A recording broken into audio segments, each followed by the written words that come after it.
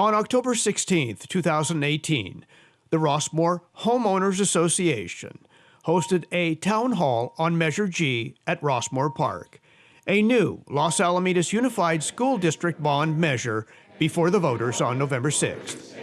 RHA's Ralph Vardabedia is the moderator with an opening presentation by School Superintendent Dr. Sherry Kropp. All right, tonight we have a special meeting, a town hall on Measure G, the school bond, which voters will be casting ballots on next month. And we're fortunate to have, we're going to set aside our regular agenda and resume if we can after the meeting. We're very lucky to have Dr. Sherry Kropp here, superintendent of LAUSD, and Jeff Barkey, a board member of the district, and at least 4 school administration officials who I will allow to introduce themselves if and when they speak, hopefully. And with that, I'm going to turn it over to Sherry. I think she's probably going to be addressing some of the Rossmore school issues, and I hope Measure G bond as well. Thank you.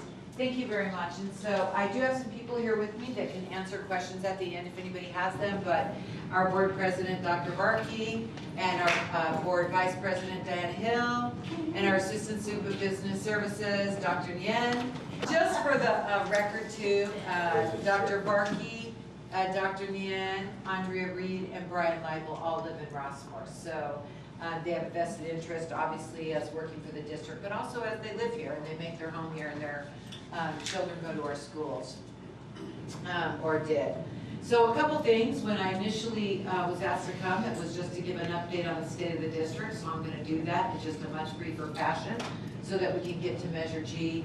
And every year I give an update on our traffic situation and our percent of inter-districts, and so I'll continue that and give that to you again this year, as that's been a really big commitment. So my name is Sherry Kropp. I'm the superintendent. I've been in the district since 1985, and once was started there as a teacher at the high school.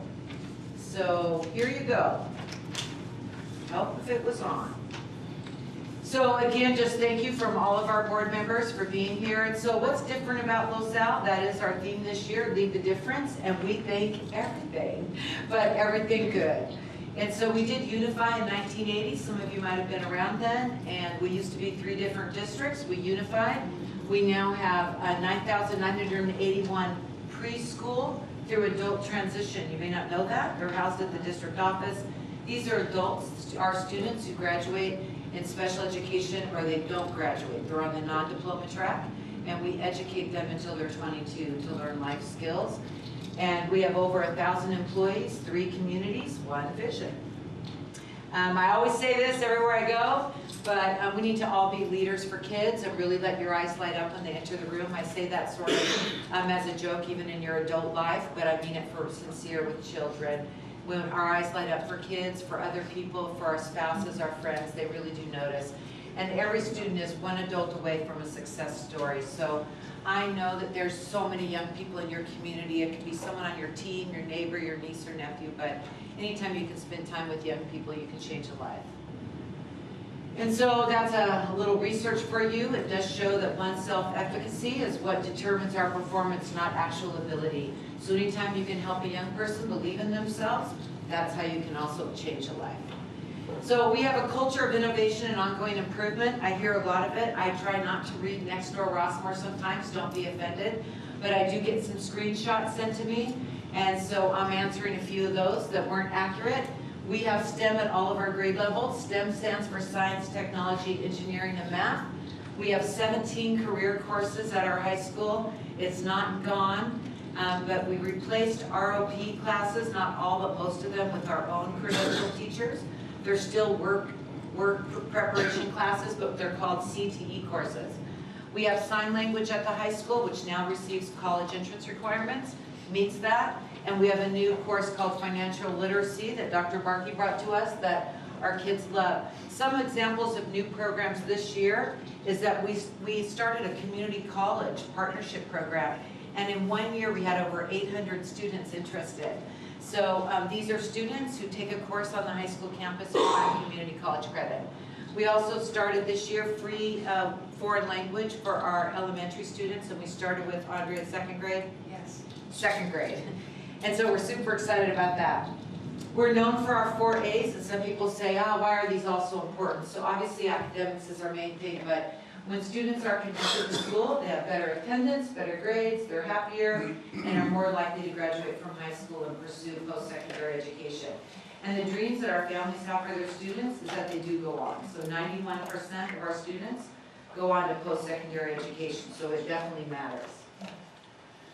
These are our 5 goals, but I'm going to actually highlight each one of them very fast, and the bond and traffic are embedded in these goals. So our goal is 100%. I don't know any other district that actually says 100% of our goals, our students will be proficient. So that's pretty brave for a board to do. So we don't have a continuation high school. That means we educate all of our students. We're number 7 in the state for closing the achievement gap. In 2011, 68% of our kids completed the toughest UC A through G college entrance requirements. And this year we were at 76% with last year's graduates. 65% of our graduates take an advanced placement course that gives them college credits when they go to college. Not a community college, a 4-year university. That's a lot. We just got our state assessment results for last year. We just got them a week ago. This is hot off the press. And so that shows you we've gone up 8% in English language arts and 9% in math. And the average since 2015 in the state is 4.5%. So we've doubled that. So where does that put us? Tied for first in the county. Laguna Beach and Los Alamitos Unified. In English language arts, we are tied for number 1. In math, we are also tied for number 1, but this time there's a 3-way tie. Laguna, Los Alamitos, and Irvine. And it's typically the 3 of us jockeying, trying to get that number 1. So I think the tie was kind of interesting. And then we're also in the top 10 in the state on our state assessment results, and that's also pretty impressive because there's a lot of districts in the state of California. So we're really proud of our students. And then in Rossmore, there are 4 elementary schools, so I think it's pretty cool for you to know, since this is RHA, that all 4 Rossmore schools, this is if you take all elementary schools in the county. So there's a lot of elementary schools. All 4 of our Rossmore schools are in the top 10. And so Weaver's number 1, Lee number 3, Hopkinton number 6, and Rossmore number 8. And that's in English. And in math, all 4 are also in the top 10 in the county. And so again, Weaver number 1, Hopkinton 4, Lee 5, and Rossmore 10. So we're super excited about that. Healthy, safe, secure, and drug-free environment. There's really a lot. I'm not going to go through all these, but I think the biggest thing lately has been adding mental health therapists. It's really come to light that we need to add that resource to help our kids. And then what are we doing this year? So active shooter trainings, I can't even believe the day has come I have to talk about that. But we now have all of our staff in pretty intensive training, and so that we're prepared. We're increasing our campus supervisors. We've added, if someone makes a threat, like I'm going to bomb the school or I'm going to hurt somebody, they now have to get cleared by law enforcement and or mental health, depending on the threat, before they can come back to our schools. And we have had to use that, so that's been important. We need to add or improve our security fencing, add surveillance cameras. We have a lockdown notification system that we're installing right now. That's a blue light security tower that is where you touch it and a Wi-Fi sends a signal to the police, and we're going to pilot one at the high school. And they're expensive, but it's something that we would love to get more of.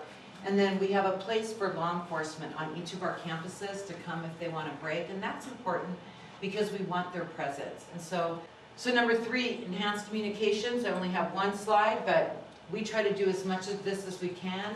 I really do put my cell number, my mobile phone, on every email I send. So I am perfectly willing to talk to people, meet with people, call them back, and I attend as many meetings as I can, and this is one example. But if I'm invited, I show up and I'll work on a date that works. So some of the things that we've done, and I don't think we have it dialed in 100%, I just think it's a lot better, is that we staggered the start times. We have more kids taking a bus. We continue to take a little financial hit on that by offering it at $1 a ride. I don't personally get why they all don't put their kid on a bus. and then they don't even have to drive their kids to school. We just had our National Walk to School Day, and it was so awesome. I'm not sure it helped with traffic, have a bunch of kids and families and police cars and helicopters in the middle of your road, but it was really exciting, so we hope that catches on for some students. And then we've reduced inter-district, so I'm going to show you the graphs with the real numbers. So I always have to pick like a random amount of years to give an example, but we're down 295 students in the last 6 years in the Rossmore community. And we get $8,707 per kid for our average daily attendance. So that's loss of real dollars. So I think it's important that we do this responsibly and slowly. So if you're wondering why, it has to be very purposeful and only some every year. You can't just have them all at once. And so what does that really look like? So we looked at this data back in 2003, 2004, and it was 30% inter-districts in our Rossmore community. And so we really... You slipped. Oh, well, wasn't that interesting? I'm thinking, what? Andrew's giving me hand So signals. this is just Rossmore schools? These are just Rossmore schools. So then when you look here, we're now down to 26% in 2018-19. So we're down 4% in 15 years. So we feel really good about that. So now, this was the priority for the district because of the biggest issue was the traffic concern, the ingress and egress in this community. But this year, we turned out to be down at the high school. Andrew, how many exactly? I put 80. 97, I believe it is, 96. Okay, more. Because what happens is these kids are eventually trickling up. So we're not just massively reducing them everywhere. It has to be a slow process because they eventually grow up and then we'll see it across the board. That takes a little bit longer. This is another chart that shows real numbers of students for people that wanted to know that. And that shows during the financial crisis. Why is it doing that? I might have programmed it to go forward or something. So you can see what we did that had people really, rightfully so, like, can you get back down, please? So we have a commitment and we'll keep working on that. Yeah. Are there any studies that show that the traffic actually is being reduced proportional to the changes in district transfers, or is it just No. this feels like the right thing to do, but do you have data that supports that this impacts traffic? I have data only it has to because there's X amount of cars. So the only other data I have is I drive it. But I figure if almost every parent drives their kid to school now, even our residents, Right. as much as we beg them not to, they even have one dad tell me he lives on the block. And I say, oh my goodness, don't drop them off. But so most drive their kids to school anyway, but you have to figure that's 295 fewer cars coming in. So it has to. It's only 4%, yeah. And also assumes there are no Well, siblings. Still something. That's 1,200 vehicles. If there are no siblings, because those kids could be Yeah. the same family coming, with 2 or 3 inter-district transfer kids to the same school. You can't assume 1 car trip per kid. It could be like, 1 car trip for every 1.2 Good point. kids. I was a little slow on that one. But nonetheless, we think it's better. It has to be better. And so I can say that when I drive it, and I've had many Rossmore residents, I was hoping she was here today, email me and say that they have noticed a difference and that they really appreciate it. So we'll keep trying different things and keep working on that. Number 4, manage and allocate financial resources. So remember, there's only 5, so hang in there. And with number 4, people say, what do we spend our money on? So I think it's important to note, 82% on people. We have a reserve for economic uncertainties because we don't ever want it to be what happened the last time, which was we took furlough days, kids didn't get to go to school, and we took in a lot of students to balance the budget. So now we have a way that should never happen again. We obviously are always buying teaching supplies. We buy classroom equipment. We buy professional development. That's training for our teachers. They're all on a 5-year professional development plan when they're new. And I think it does help them be extraordinary. All the safety measures we talked about, they cost real money. So we put money to that every year. Long-term facility needs is a new budget. So when the board voted to put Measure G on the ballot, I'll get more to that, but one of the conditions they put on themselves was to, so again, thank you, is that they were gonna create a new budget, that this was 3 years ago, for long-term facility needs, so that we never have to go out for a bond again. Sadly, our state does not pay to modernize. It's really just terrible thinking, but they believe that the schools belong to the community, so it's up to them if they wanna pass a bond. There are some matching fund programs I'll get to, but they don't say, oh, you need to modernize this site, here's, 90 million or 100 million or 120. That's just not how schools are funded in California.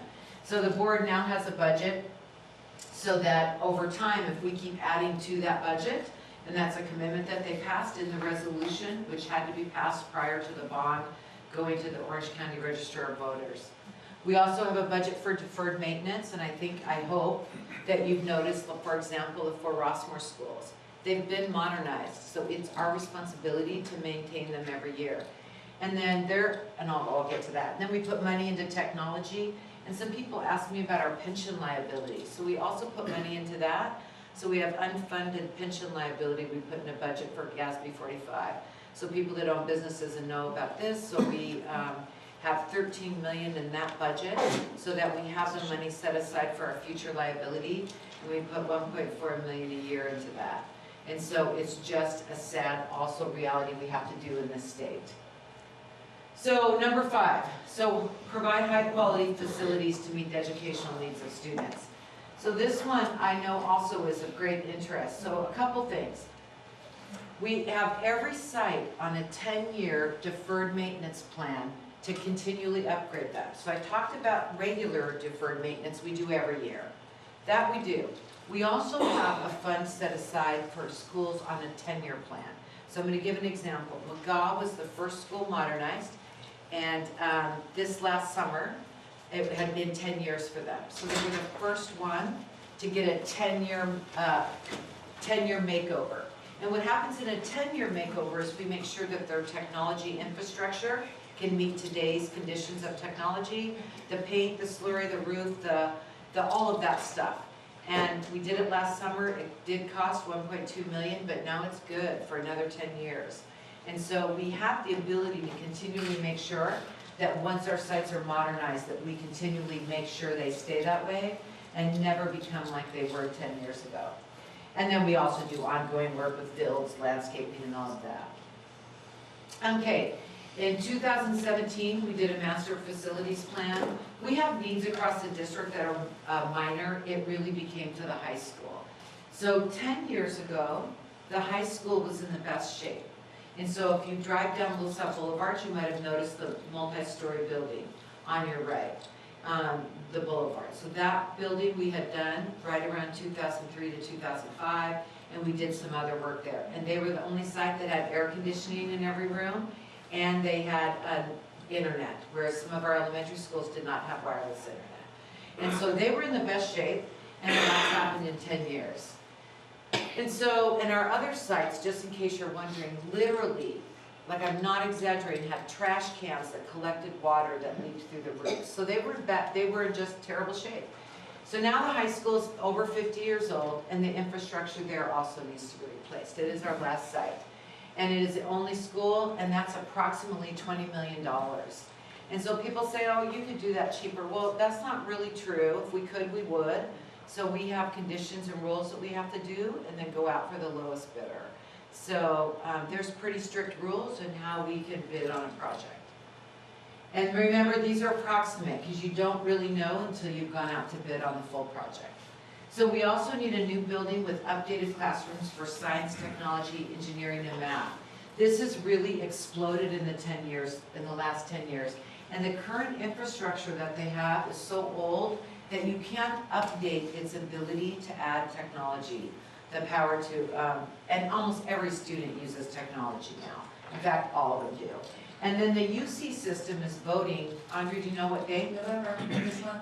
They're voting in November, but everyone's anticipating it to pass on a new requirement for a third year of a lab science to meet UC college entrance requirements. And so that's going to be effective in 2022. So the estimate of that building is $35 million. This is not the real building. This is a rendering that an architect did for us so we could show something. But what the multi-story building does is that it opens up the center of the school right now so that kids actually have a place where they can all be. And then you'll see also, so not only do we need the science classrooms, like right now we have 2 chemistry labs. So teachers rotate and try to figure out when they can get to labs. So 3rd year of science is really going to be a crisis in 2022. With the new building, we could remove up to 31 portables. So also as we've been reducing enrollment, one of the things that we also want to do is get rid of our portables. So last summer, we got rid of 4 portables and we tried to sell them for $1. Nobody bought them. So nobody bought them for $1. That's how bad they are. And so we need to get them removed, and hopefully if Measure G passes, we'll be able to have a multi-story building, and then we will remove the portables. So you can see there's sort of an order here. Infrastructure, multi-story building, portables. Then there's existing classrooms that are great, that are not portables, but they need to be modernized. So if you remember what we did to the schools in Rossmore, you take them down to the studs and modernize each room. Some have 1 or 2 electrical outlets in the whole room, and with technology right now that isn't adequate. And then we have security and safety concerns. We have security cameras, but not at any of the Rossmore schools or LAE or Oak or McAuliffe, and we just think we need them. They're a big deterrent. We absolutely want security fencing at the high school. One thing we also love about a multi-story building in the front, not on the street, this is the front parking lot, but right now we have a building here, it's just not multi-story. But we absolutely, this also helps with the barrier for safety, rather than have a big fence across the whole front of the school. That looks a little not too pleasing. So we're trying hard. We also believe that our families and our neighbors, they don't want to look at something that looks more like a, I don't even want to say it, like a prison or fence or something. So we want them to look good. We also keep them open at night for our families and our communities. And then there's lots of other little additions. This isn't that they cost nothing, it's just that these are the priorities. So then, the scope of this additional work absolutely cannot be determined right now. So it isn't that I don't know what they would love, I just don't know how much money we'll have left. Because we won't know until after we actually go to bid for these, see what the real cost is, and see what's left over. We're pretty sure these are pretty dang close, and last time we're usually pretty close. We're going to be similar. So then after we see how much is left, we also aggressively pursue state matching funds, and I'll explain how that works in the next slide. And we pursue grants. So once we see how much we have left over, if we get any state matching funds or any grants, then the other things people really want is our parents really want to replace our old playgrounds. We've replaced some for safety concerns, but we still have some to go. Our parents really want more shade structures. They would like, 2 of our schools don't have enough bathrooms, LAE and Hopkinson. And we have a couple rooms across the district that don't have air conditioning because we reconfigured some rooms. And we need to modernize our Performing Arts Center, and we need to modernize and enlarge our gym. And so, yes. Oh, I thought you were raising. No, I am. Just before you leave that slide, can you explain a little more about the difference between number 1 and number 4? It sounds like when you update the infrastructure in number 1, isn't that modernizing the classrooms? So the infrastructure is just underneath our electrical, our plumbing, and all of that. So no, our classrooms will be, now we're going to do the walls, we're going to pull the electricity up, we put in casework for them, desks, and there's a lot of classrooms on that large campus. And let me ask, how many classrooms or rooms that you categorize as classrooms now do you have? How many will you have when you're done? So we'll have probably, Nancy, do you have that number like quick? Otherwise I'm going to guess, and I don't want to be off. How many classrooms right now on the high school campus? 135? Yeah, something like that. I think it's, what was your question is after And then we how many build- when it's done? Yeah, so But how many it's- right now? So about 135. About or so, 135 classrooms, and Yeah. so when we're done, we hope that we can remove 31 portables and have them here, but we already got rid of 4, so I would say, started the year at 135, I would think 120, So you'll have fewer Five. classrooms when you're done with this? Yes, right now, 4 classrooms we just got rid of, and 2 are uninhabitable. Oh, okay, so you weren't using them? No. We have portables on there that are just not used. They're disgusting. One final question before you move this, one final question before you move on. Unless that's a Sharon. trick question and I'm missing what the point is, I No, don't really know. is, when you're completed, will you be sized for a smaller enrollment than you are now, or the same size? Well, we decreased 97 this year, as you heard Right. earlier, so we would like to get a little bit smaller. Because as these kids trickle up, there'll be less. Okay. Can we hold off the general question Okay. until? I just got confused by the numbers, that's all.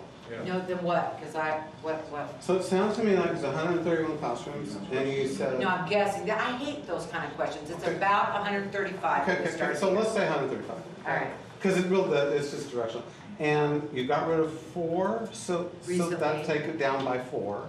Yes. And how many are uninhabitable? 2, 2. So then you'd wind up high 120s. 129, Okay, about, okay. let's stick with And this then, number. and then after all this, you would be, and I'm not just, I understand it could be About 2 this way or 2. 120-ish, So you go down 7, 8 classrooms? yes. Okay, that's, Yes, but when you actually go to bid and you actually see what the building structure is going to look like and exactly how many classrooms, I'd have a much more exact answer like that. But that's pretty close.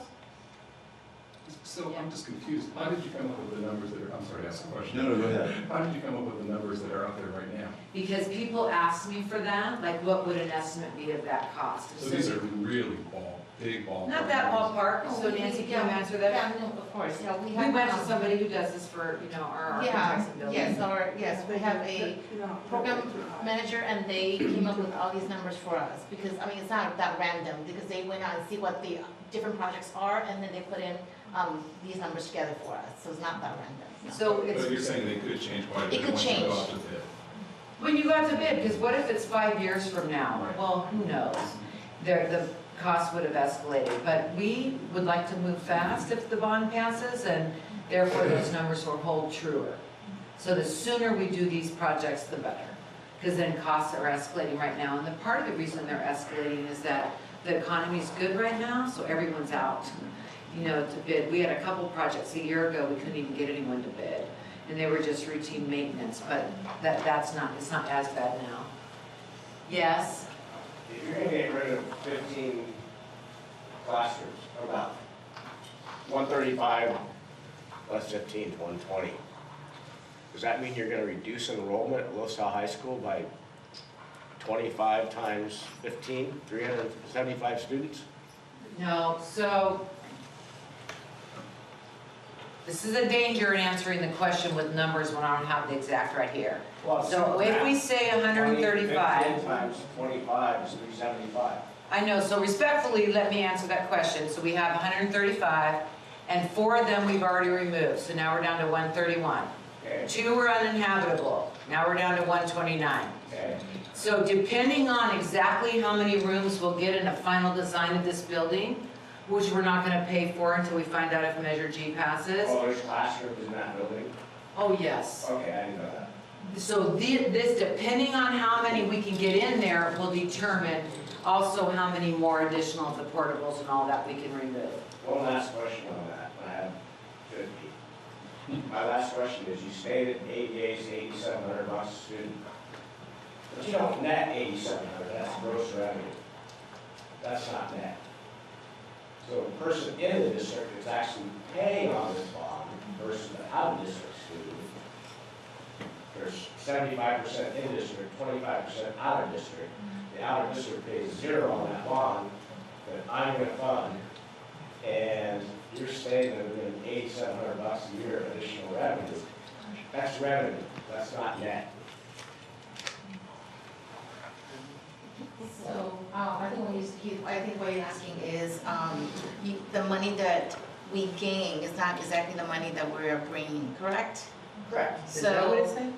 I think so, I think that's what your question is, so. Well, simple math, so- you get $8,700, you need that 20%, which you don't. Yeah, so. That's $1,740. It's not That's how much we get per $8,700. kid, what do you mean? Yeah, so his question's a little bit different, I think. All right, So I so, can talk to him afterwards. okay. Well, So we get, this is an interesting question that I'd like to hear. So let's just take the high school, for example. How many students are there, and how many are transfers? What's the census of the high school, 3,200? yeah, I don't know that right. Okay, well, who knows? 30-ish. This is the school Well, no, we district, have your board one. members, who knows? Well, it's about 3,200, yeah. Okay, so what, 800 are transfers? Oh, what percent? Yeah, about, I think it's probably more than that, right? Yes. Didn't you say 30%? probably a little bit more. Okay, so let's say 900 are transfers. So what, Mr. Barkey and Ms. Hill, are you doing to get money from those parents? So let's do this. Let's let Sherry finish her presentation. Yeah, I And think then I'll that's a have to great. answer questions. Yeah, I'm good with that question too. And so if that's what you were asking, I missed that. So we're paid on ADA, which is $8,700 per kid. And then the ADA is really your bread and butter. So, right, that's actual real dollars that you get per student. But it's based on your average daily attendance, not per kid actually. So if your attendance is 97%, anytime you go up enough, 98, 99, that's more money. But it's $8,700 per average daily attendance. That's for real how schools are funded. Those are real dollars that you get. All right, Measure G, a couple more things. So the board did study putting this on a bond, the bond on the ballot for 3 years. So in that process, we completed two surveys, held multiple meetings with stakeholders. We held 2 town hall meetings. So a result of that was to garner input from the community. And so they were able to tell us which projects they prioritized. And so the priorities that we have were also the priorities of the community. Did We that include also- teachers? Does that include teachers with stakeholders in the process? What? Teachers were stakeholders in that process? Not in the surveys, they were in the process of the master facilities plan, but the survey is actually a scientific survey only sent to people that will vote. Nice. So that way you can get a more reasonable of who would actually vote for the measures. So the $97 million bond is approximately $30 per 100,000 assessed value. And when this amount was also determined through our surveys, when people said, you know, what projects they think they value, also how much they'd be willing to pay. So you're always trying to balance that about, because nobody wants to pay taxes. And so for a board to make this decision is a tough one. They have to really believe there is no other way. And so in the board resolution, that's where to put a bond on the ballot, you have to pass a resolution, and that's where they committed to a fund for long-term facility needs, so that once community members have voted and paid to modernize the site, the district takes over the fee at that point. And the next one, we can save enough to maintain modernized sites. It's the initial cost to modernize the high school that is the struggle that we're having. And again, the state doesn't give money for that, and that's just a sad reality of how our schools are funded.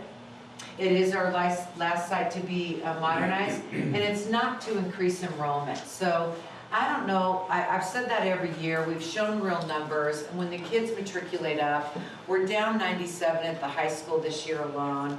So as those kids matriculate up, then they're going to be down again next year, and the school will gradually be smaller. So that happens over time a little bit.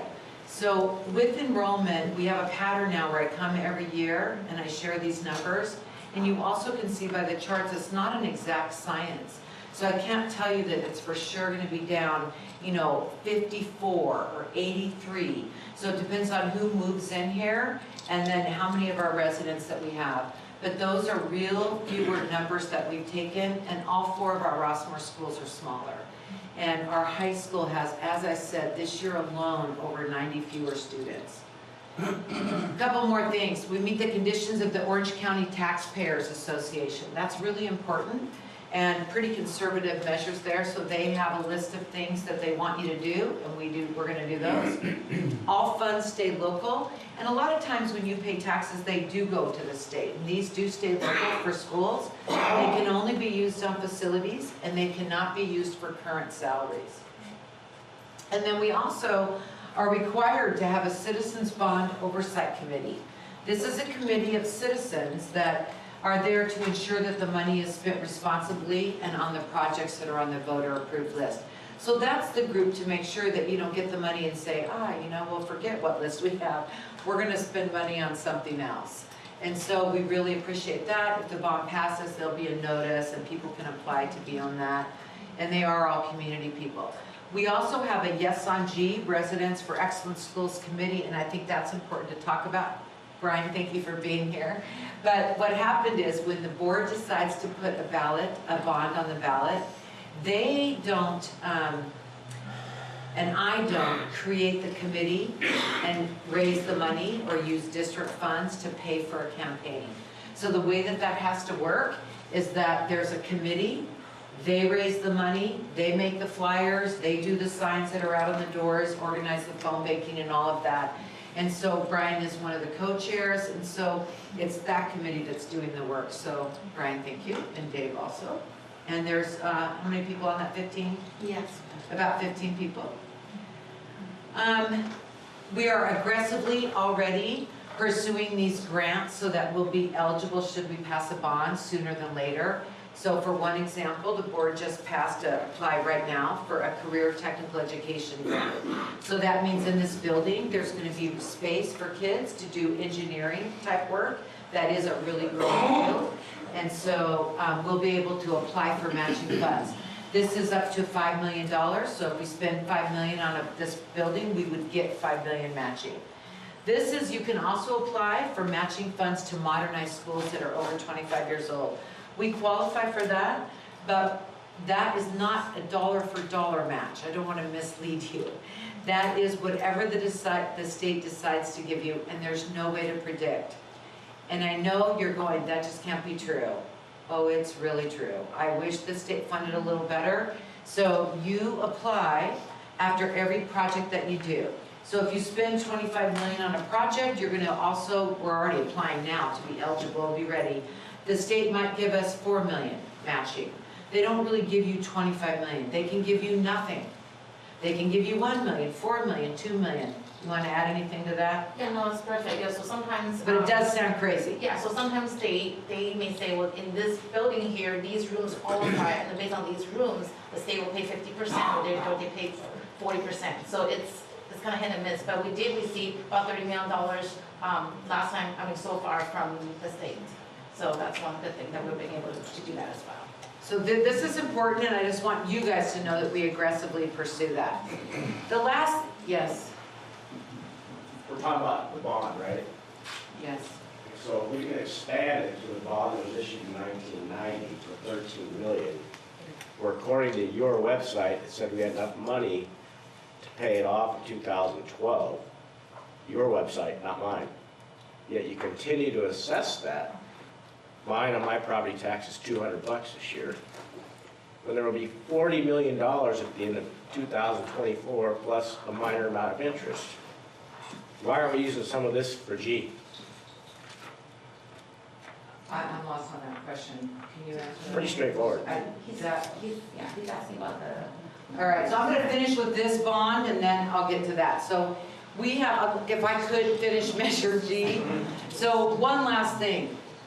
We're one high school district. You guys, that's really amazing for our kids. That's where every one of our kids goes. Every student eventually attends there and receives a diploma. All of them need the very best education that we can provide for them. We need updated classrooms. They're really essential to accommodate our growing STEM programs and the use of technology. And we have a saying, we say sometimes we're not about the buildings. It's just coming to a point where they really do matter.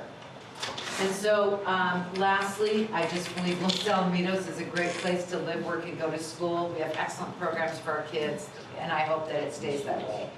And so now if there are questions, I'll ask them, because of course I also have one of my favorite videos to show, but I'm more than happy to answer questions, and I have lots of people here. Yes? What are we doing with the $40 million from the 1990 bond that's still on my property tax bill? Second from the bottom. It goes up 5% every year, that we have enough money to pay it off in 2012. Already We been have, done, so, yeah. it's construction work that's, yes, you can, so like when you do a Okay. project, you, Next question, which I don't believe your answer. Second, you know what, with all due respect, like I get invited every year to do this, and then I'm giving you the best answers that I have. okay. And so I respectfully try to answer the question, and I think I had this experience last year, and I really just would appreciate the same respect back my way. Perfect. Let's have one other Now, question. someone else. Dave, let me recognize somebody else. Go Okay, ahead, I'm just sir. wondering, is Measure G going to be, in other words, just to assess real estate taxes forever? No, so what happens is, Because I that's a great read question. it, I didn't see any time limit. I just saw that it's going to increase, and I said, increase forever? No, so Okay, it's so what's assessed, the time you limit? can never get more than the $97 million bond, that's it. And so the average cost of that will be, we have another one of our committee members just walked in, Oh, thanks. also a Rossmore resident, hi Jody. Hey. And so the assessed value is a $30 per 100,000 assessed value. So as you sell each series of bonds, they're typically sold for, you pay off for 30 years. But we would hope that depending on how the assessed values go, that we can pay them off prior to 30 years. Okay, Now Nancy, you are the CBO, do you want to add anything to that? No, You that's just did- perfect, yeah, so, Okay, yeah. So feel free that you Okay. So can. you're saying it could be up to 30 years and probably no more? Oh, It's depending when we sell the last series. of the 30 bonds, years so- when you sell that series. So if I sell 25 million, that's 30 years. But then maybe I might wait 2 years and sell 25 million. So that could change for each series of bonds. One last question. So We it's would gonna be keep going. 2008 bond, so That's $35, my now it's question. 50. I'm confused about something. So this is $30 per 100,000 assessed value. With the previous, what was the previous bond that we had? Measure K. Measure K, okay. So that was supposed to be something like $30 or $34 per 100,000? So, yeah, because, yeah, so. $34.75, okay, great. Now it's And 50. now it's way above that. And my understanding of that is because when the recession hit and real estate values fell, we were still obligated to pay that money. So collectively, we had to cough up more because as taxpayers in this district, that was our obligation to keep 35%. those bonds whole. So now we're paying like $20 more or $15 more per $100,000 assessment on that. What is the range for this one? So let's say there's another real estate crash and values fall 30%, and I've lived through several of these now. So it's not an unreasonable scenario, right? What is the upper limit? Can this $30 per assessed value go to $40 or $50 per assessed value? 60, but you Yeah, can answer. so the maximum for this is up to $60 for a unified school district. Up to So, $60. yes, but we Wow. use, the financial advisor use a very conservative number, meaning that we are based on our numbers, actually, I mean, because I live here too. So our value has gone up quite a bit, and I mean, I love it because, it's great, right? So, but it's based on what the dollar amount you assess at. But so just like with Measure K, we went from like 34.75 to the very high 40s. So that was like a 50% increase. Yeah, so this one, So we yeah. could have this actually go up 100% or double. So if we're paying both of those, the combined things could be what? Like $100 per 100 assessed value or more. These young couples coming in paying $1 million for their homes, that would be like $1,000 a year extra in property taxes for the schools, right? So I'll respond to that. And I don't want to act like $1,000 isn't a lot of money.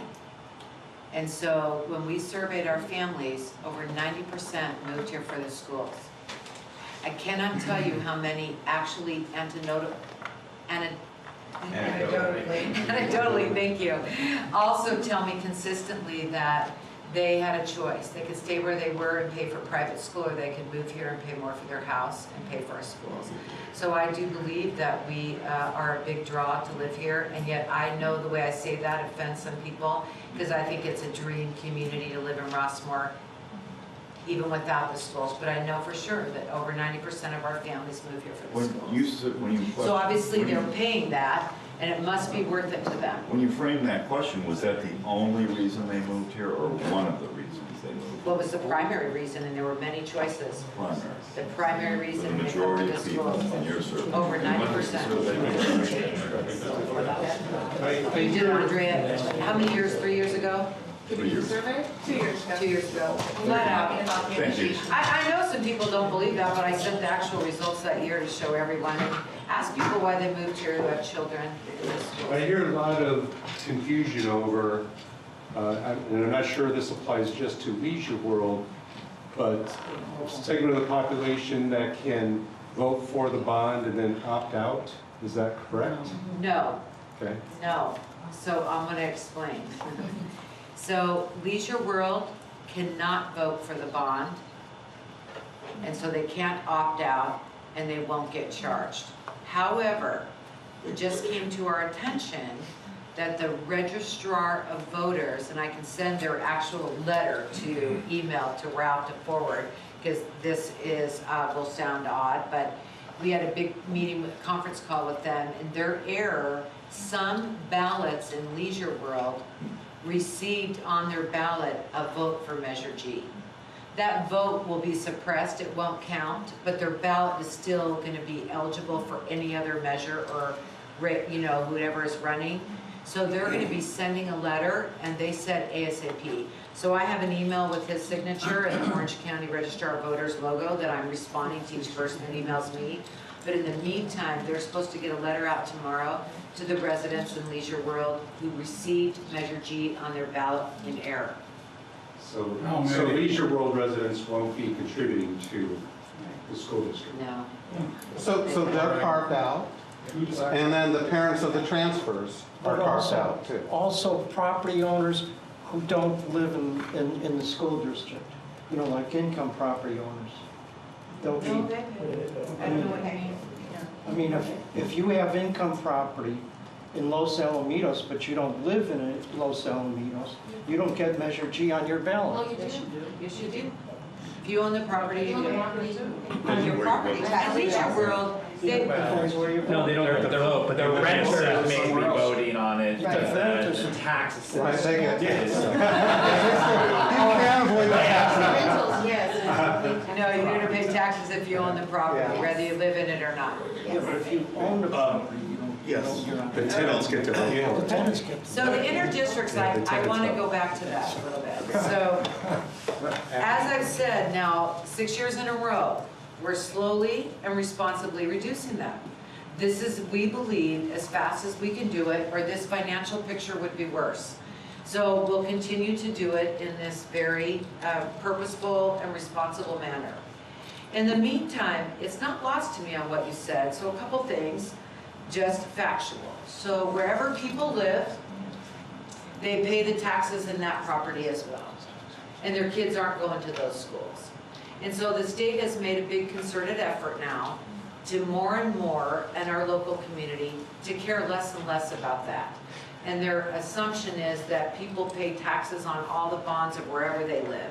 And the county pretty much overrules and lets a lot of students go to the schools that they want. And I'm going to give some examples, which I actually support this, so I'll put more specific. So for example, if you're a military family, so 30% of our interdistricts either work in our community or they're in the military. 30%. And so if you're in the military, you now get to choose what school you want to go to. It doesn't matter where you live, and it doesn't, we say yes, and that's a condition from families having to move a lot. So that's a large portion of ours, and so they would get to come here anyway. The parents that live here, they used to be able to get in on something called an Allen bill.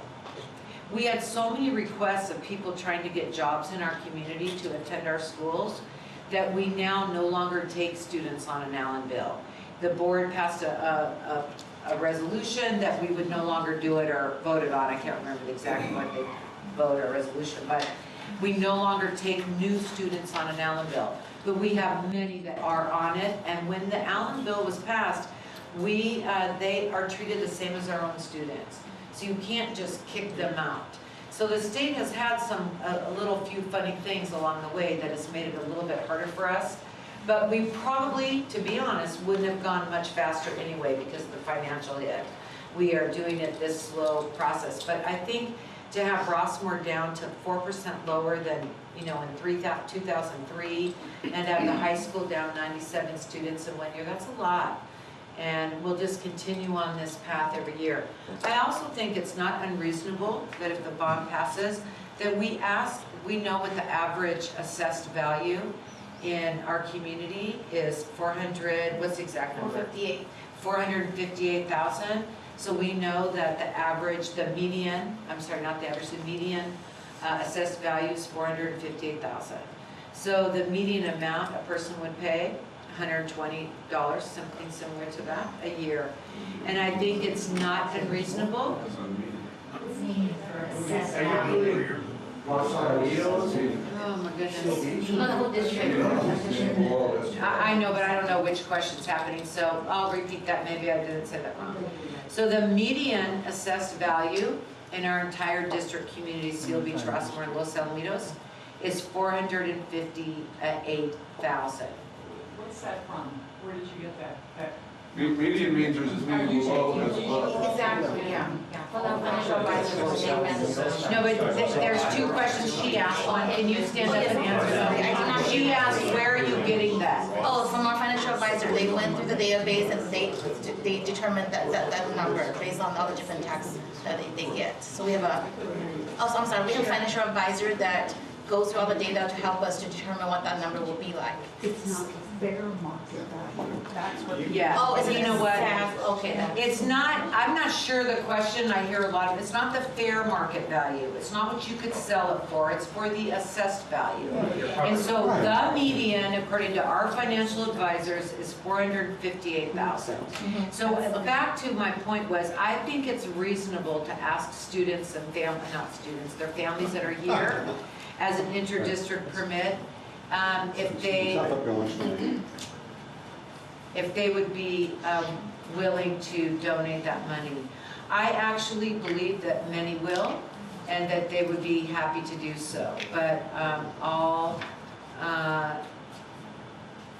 haven't brought that to the board, but somebody else asked me that. It really will be their decision, but I think that's fair and reasonable, and the families that we have are happy to be here.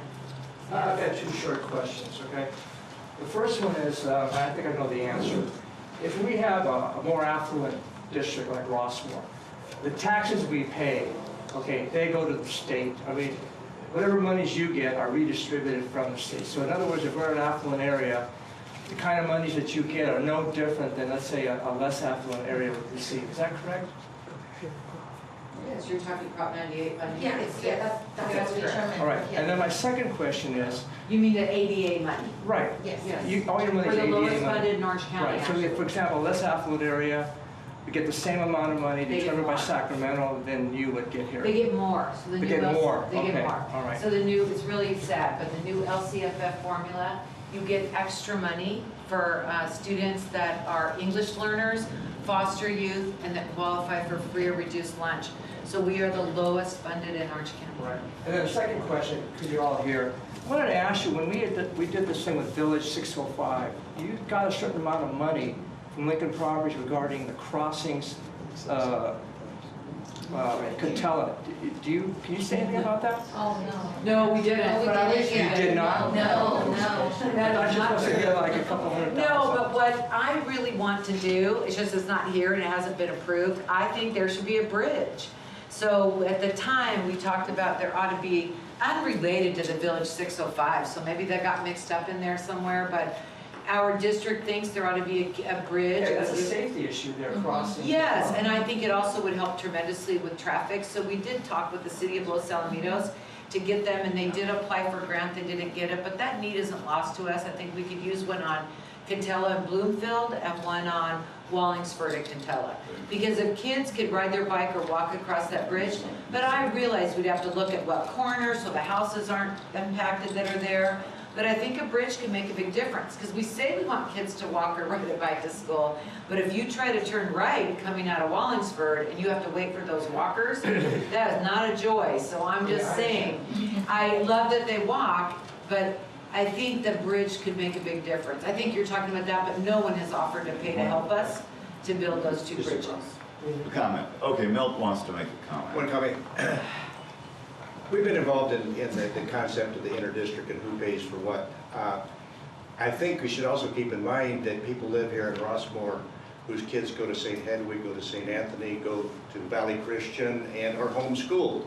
So when you start comparing apples to apples, it's probably a wash. Because they pay taxes also. They pay but taxes, don't they're send gonna pay the tax on the bond, and they don't take advantage of it, but that's their choice.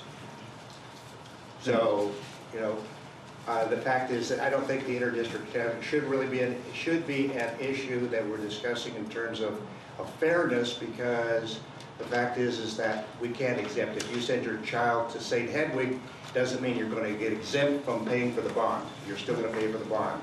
It's your choice where you want to send your child.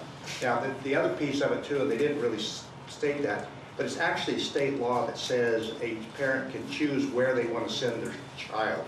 So if there's space available in the district and a parent wants to send their child to school here, we can't say no. Thanks, Milt.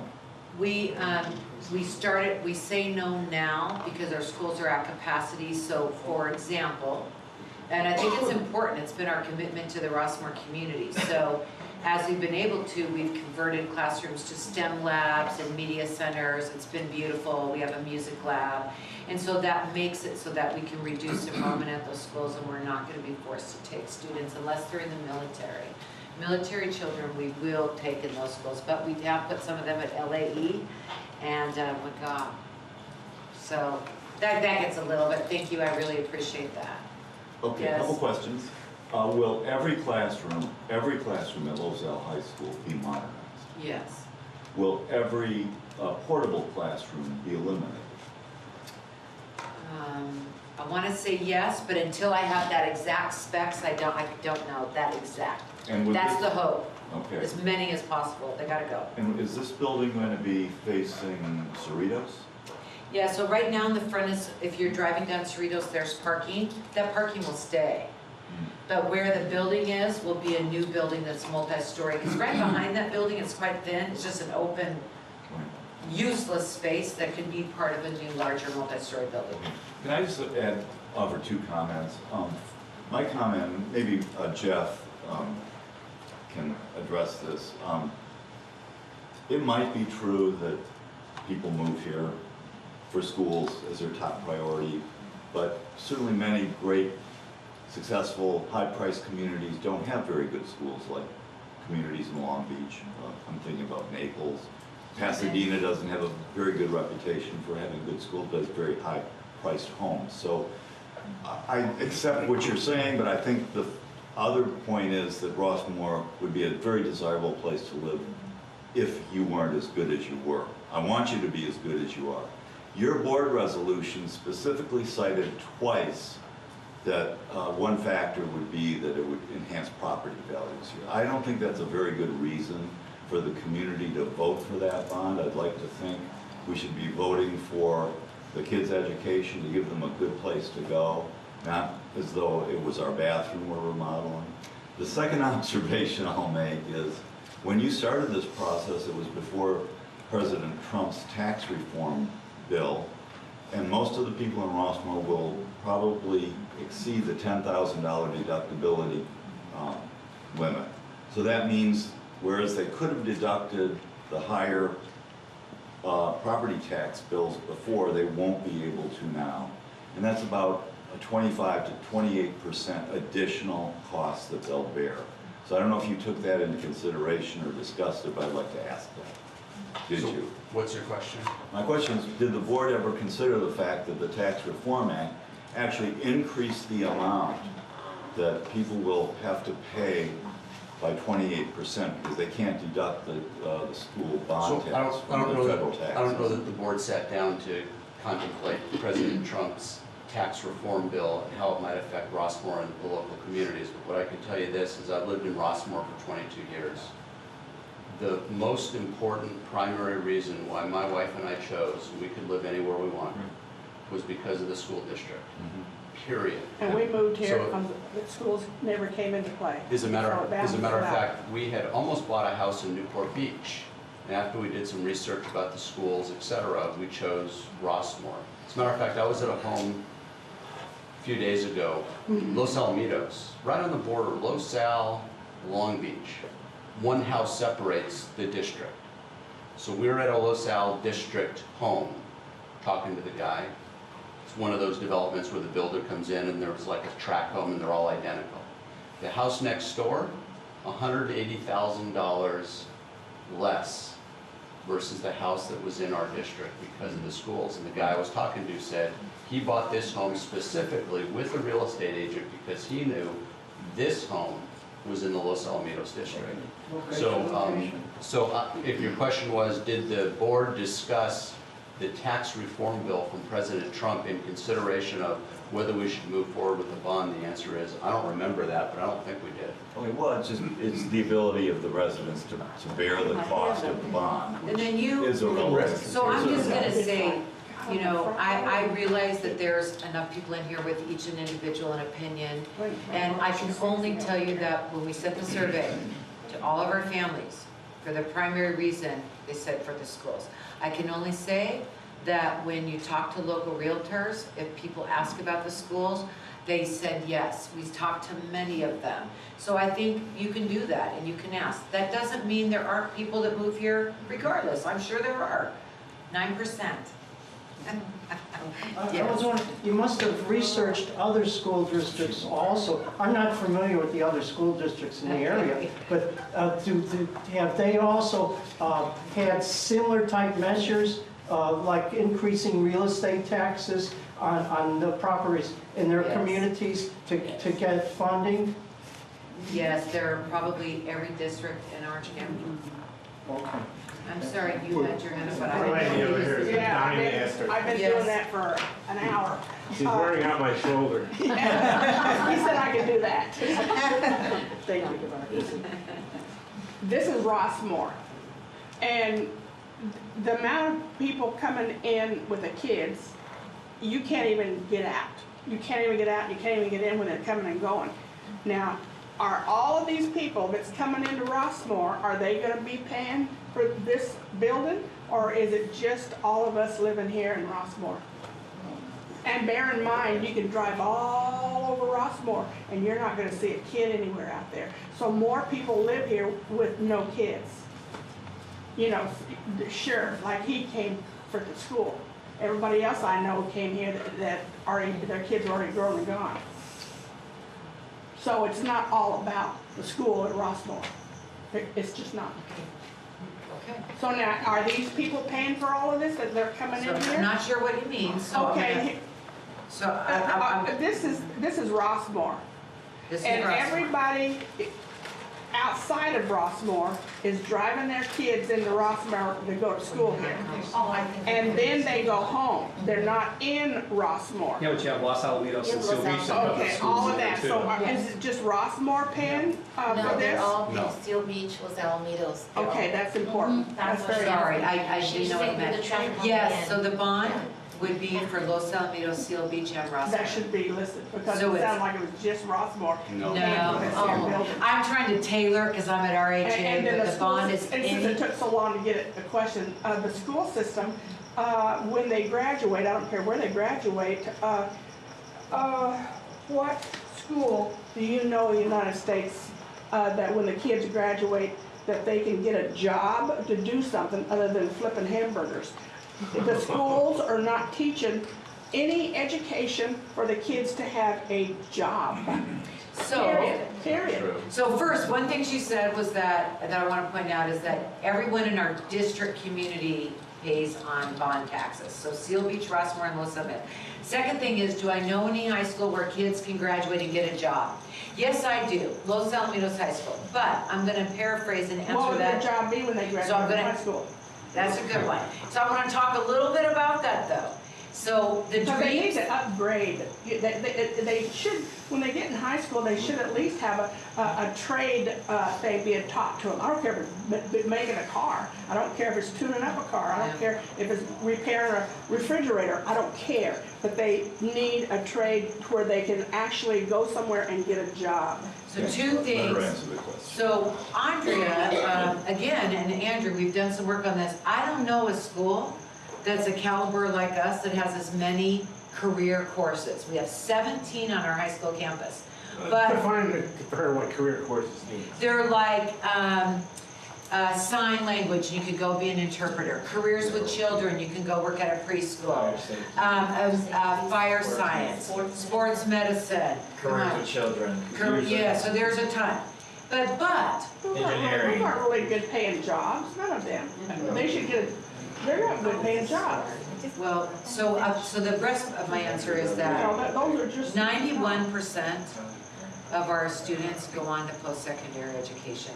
So what these career courses do is they get them to be, so some kids do get initially right into the workforce. I know, like your son, after a year, started working. So there are different students that do find a path in entry-level jobs.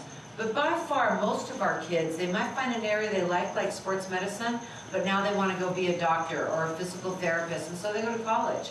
And so I still think those 17 courses are powerful, but remember, 91% of our kids are choosing to go on to post-secondary education, or that includes trade school. You gotta revamp the school system. Okay, Diana, did you want to here's answer a person who hasn't asked a question yet. Blue? I've got a couple of questions. One, as I understand it, Measure K was refinanced, is that right? And how much longer do we have to pay on Measure K before it's actually paid off? Well, we just refinanced it, right?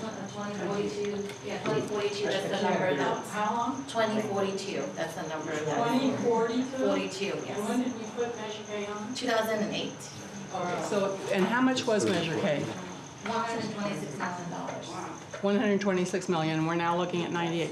The other question I have, so we would potentially, we're gonna have this on for, I'll be gone, so I won't pay it off, unfortunately. The other question I have is, first of all, I want to tell you, the school district is great. And people do buy property in here because of the school district. But I'm going to also tell you that we are in an extremely fortunate area, especially Rossmore. The people that come into Rossmore have their children as their first and foremost concerns, and they give you as much support from home as you give them in their education. I had not been to the district office since we fought to save our school sites. That was the last time I can remember being there. And I went to what was Jefferson and then Laurel, and now is the district office sites. I would like to know what it costs to rehab that place. Because, let me, so that you'll have the whole question. If Los Alamitos High School is in such disrepair, and as I remember it, when we did Measure K, it was because the high school had leaky roofs, and I had a teacher that lived down the street after they did some of the Measure K repairs. She told me that she called the district. You weren't here, Sherry, so it wasn't you. But she called the district and said if she had to put another trash can underneath the leak, that she was going to stop paying her on her Measure K. So I know that school was in need of repair, and I'm sure it does need to be modernized, but I'm wondering how the priority came to be the district office, and that boardroom is phenomenal. It looks like the United Nations. And I'm just wondering, if we're in such dire state right now, why wasn't the high school done first and then the district office, so the teachers have the items that they need, the plugs and the technology in that? So I'm going to answer that question. Did you want to comment on the previous one, or? My name is Diana Hill, and I am not a resident of Rossmore. I am a resident of Los Alamitos. I have been for over 25 years. I currently sit on the board.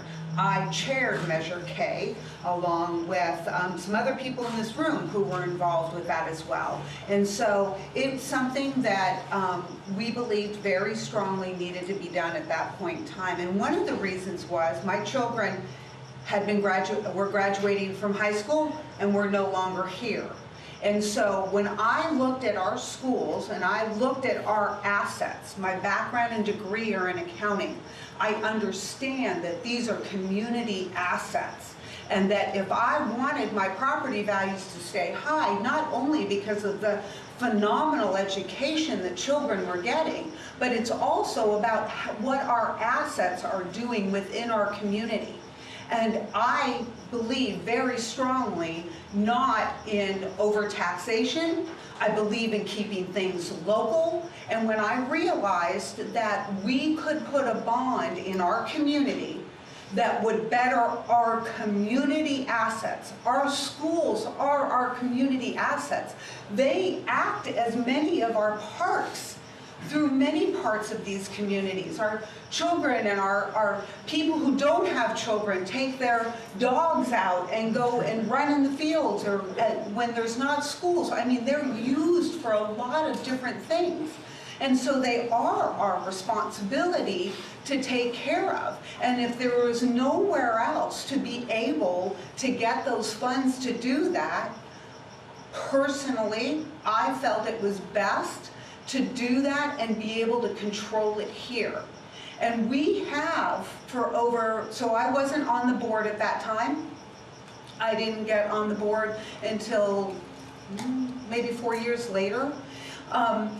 What I saw and what I saw this district do was not only take our bond funds and do what we promised we would do, but get matching funds and do more and ask the community to continue to give back. Our new track and field at the high school, there was matching funds that came in to do those things.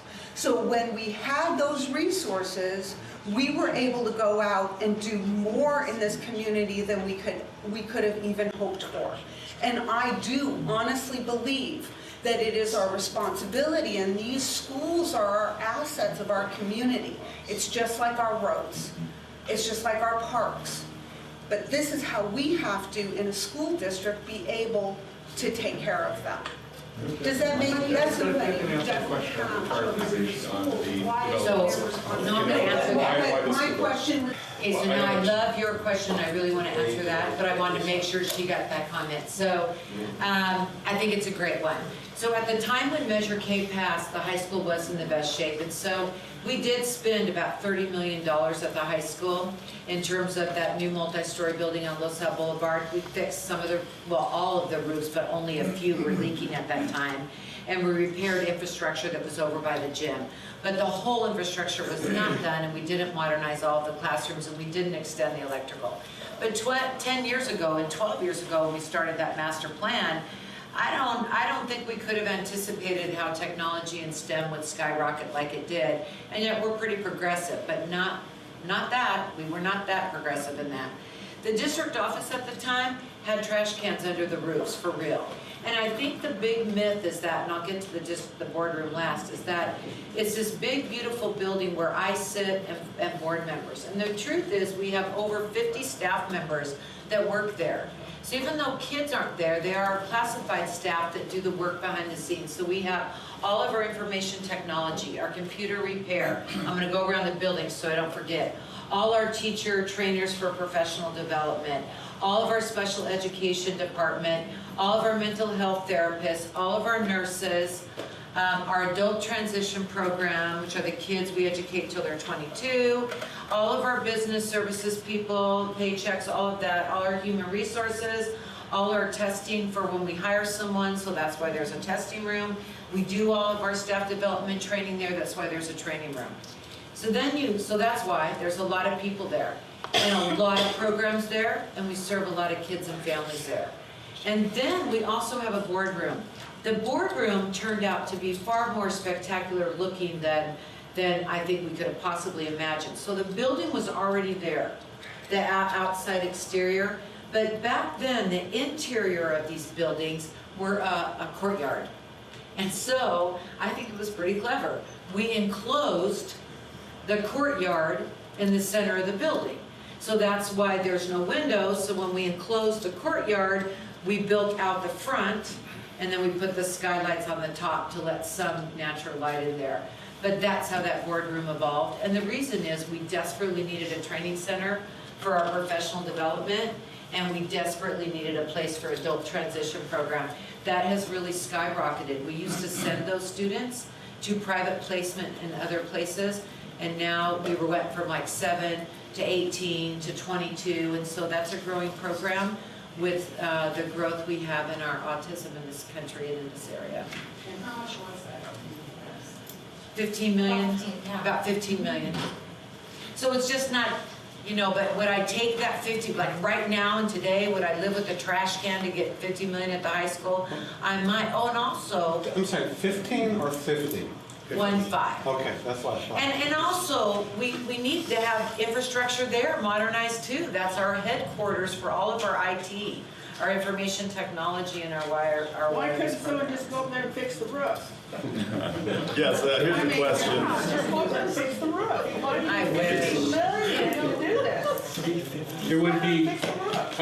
I think it would be helpful to have a good view of Measure G by having a report card on Measure K. Oh, that's good. Going through, and when it was passed, what was promised, what was the budget, what did the district actually do and deliver, so that we have a better feeling for, because I also hear this, and I vaguely remember that it seemed like there were things on Measure K that are now on Measure G. Maybe that's incorrect. So it would be helpful, and I looked on the website. I tried to find information on the citizens community.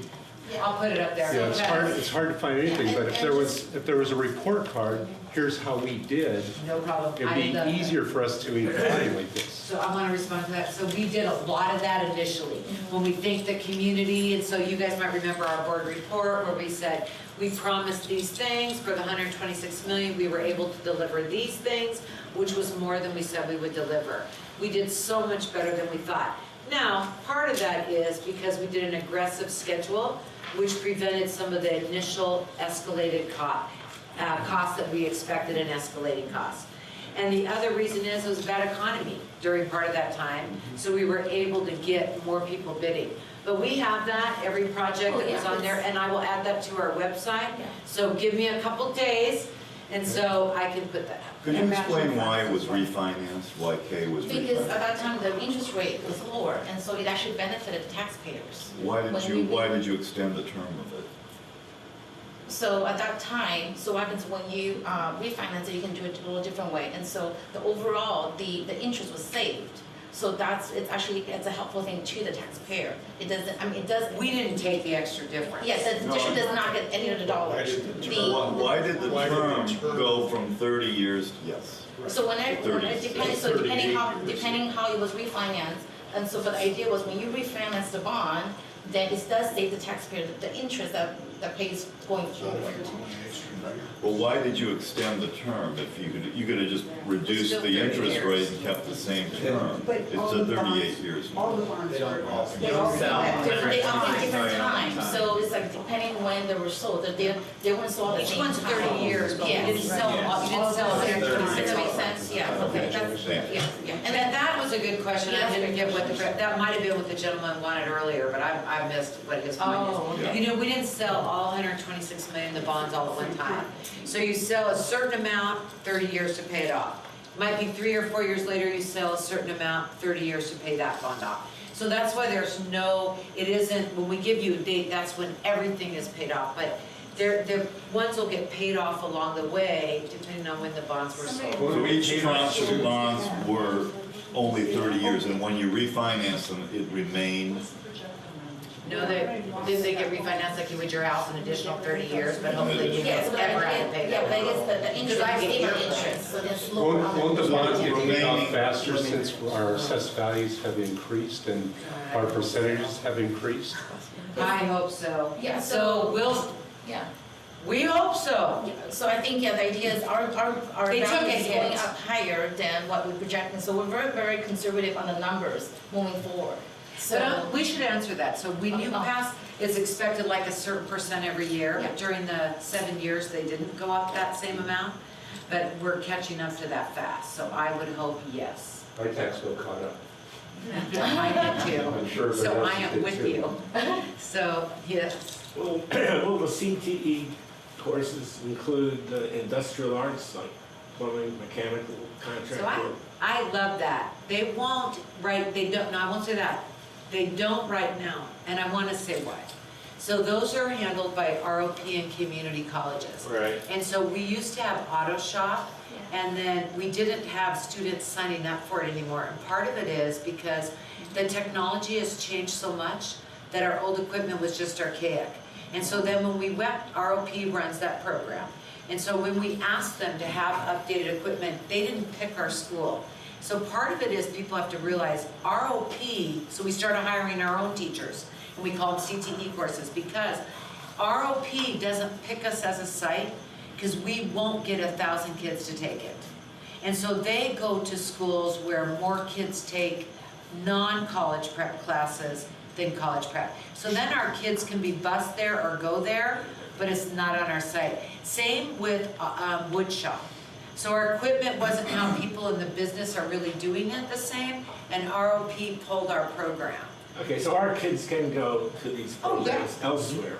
That's important. It's very important. Those are the most high-paying trade jobs. They're great for people. I tell them, I actually bowl, and both mine are in plumbing. That's a great job. No, so I think it's good. Okay, I'll take one more question. Anybody? See the movie? Yes. So just a comment, I think when the bonds are refinanced, everybody understands that the interest rate was lowered and that'll save money. I think I at least partially understood the terms of 30 years. And what I'm hearing is all the bonds that were issued were 30 years, not 20 or 25 or anything else, is what I'm hearing. When they were refinanced, that means the bonds that already existed were called, they were paid off, and then new bonds were available to be purchased. So the older bonds that were called had part of their term already used up. I don't know how many years, it was 4 or 5 or 6 or whatever it was. But all those would have been matured at a sooner date than the refinance bonds, because you started the 30 years clock over when they were refinanced. Okay. And my question though is two parts. For the base, the Armed Forces base, the training base, my understanding is that the school district gets some money because they're occupying space that would be a tax base otherwise. So there's some money coming in. There's, according to the law, a formula or something. Does any of that allocation of funds take into account the expense of the bonds that everybody else is assessed for? And if it doesn't, is there a way that we can do something politically somehow to capture more money from the base to cover the same expenses that we all cover as property owners?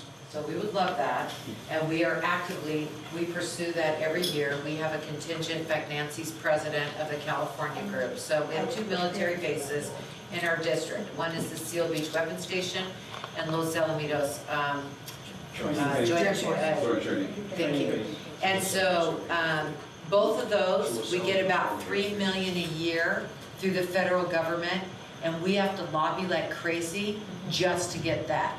Which, if those properties were developed into homes, they're quite large, we would get a ton more money, and it would make a less tax burden on our other residents. Because that property is part of our district, but they're not paying any of the taxes. So it does create, that's true, a larger burden on the homeowners here. And we get about $3.4 million a year, which is nothing compared to the amount of property.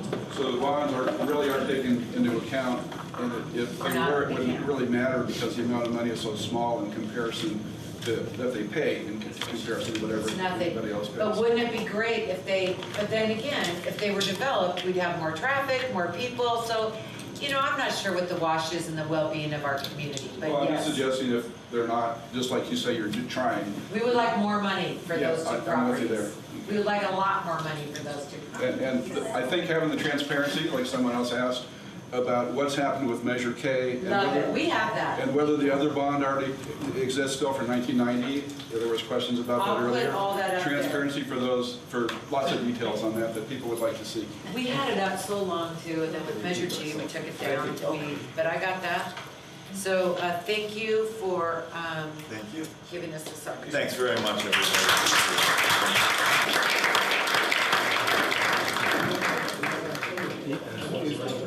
Huh?